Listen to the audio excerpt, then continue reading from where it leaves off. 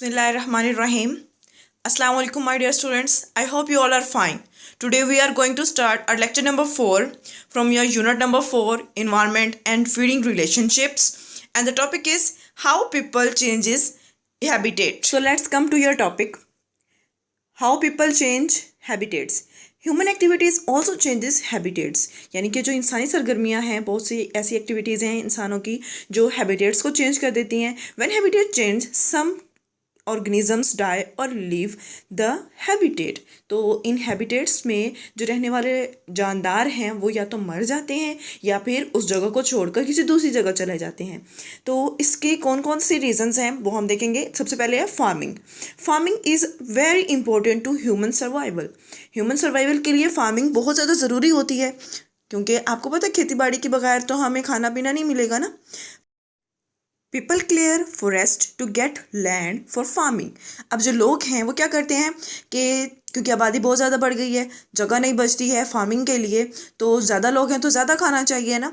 तो उसके लिए फिर वो क्या करते हैं कि फॉरेस्ट एरियाज़ को यानी जंगलात को कट करके वहाँ पर जो है वो क्रॉप्स को ग्रो करवाते हैं. People also cut down trees to get wood and paper. Wood और पेपर के लिए भी वो ट्रीज़ को कट करते हैं, जिसकी वजह से बहुत ज़्यादा जंगलात जो हैं वो ख़त्म होते जा रहे हैं. In this way the destroy the natural habitat of several plants and animals. और इस तरह से वो बहुत सारे एनिमल्स और प्लांट्स के नेचुरल हैबिटेट को भी जो है वो ख़राब करते जा रहे हैं, तबाह करते जा रहे हैं. क्योंकि जंगलात में बहुत सारे जानदार रहते हैं ना. पौधे कट होंगे तो पौधों का तो गया हैबिटेट, और उसके अलावा उन पौधों में रहने वाले जो जानदार हैं उनका हैबिटेट भी ख़त्म हो जाता है. तो उस वक्त क्या होता है कि या तो वो एनिमल्स भी ड्राई हो जाते हैं या फिर वो वहाँ से फिर ट्रैवल करके किसी और जगह चले जाते हैं. अच्छा, नेक्स्ट पॉइंट है इसका pollution is the another agent that bring changes in habitats. और इसके अलावा पोल्यूशन भी हैबिटेट्स में चेंजेस प्रोड्यूस करती है. Pollution harms the land pollution होती है, वाटर पोल्यूशन होती है, और इसके अलावा एयर पोल्यूशन भी होती है. Pollution is harmful for people, animal and plants. इन सब के लिए ही पोल्यूशन जो है बहुत हार्मफुल है. इट डिस्ट्रॉय मैनी हैबिटेट्स, और ये बहुत से हैबिटेट्स को तबाह भी कर रही है. Land pollution effect the land, destroying life, और इसके अलावा इसकी जो है लाइफ को भी तबाह कर रही है. The environment and it's habitats, और उसके हैबिटेट्स को भी और इन्वायरमेंट को भी जो है बहुत ज़्यादा पोल्यूट कर रही है. Air pollution effects the air we breathe in, जिसमें जिस हवा में हम सांस ले रहे हैं उसमें बहुत ज़्यादा पोल्यूशन हो चुकी है, जिसकी वजह से बहुत सी बीमारियां हमें पैदा हो जाती हैं. Factories and motor vehicles add air pollution in the environment.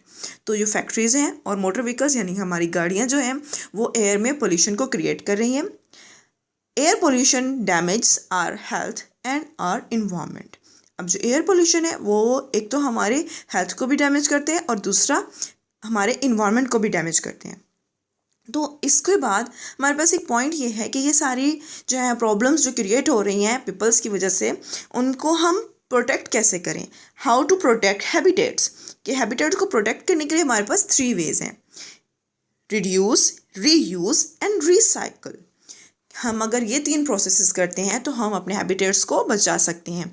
उनमें सबसे पहले है रिड्यूस यानी कि हमने जो काम हम कर रहे हैं उसको कम से कम कर दें, यानी कि means to cut down on the use of resources का यूज़ हम कम कर दें. ठीक है.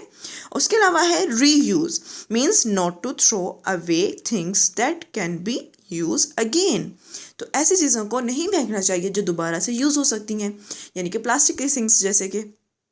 और इसके अलावा रिसाइकलिंग यानी कि means to make new things from the used material.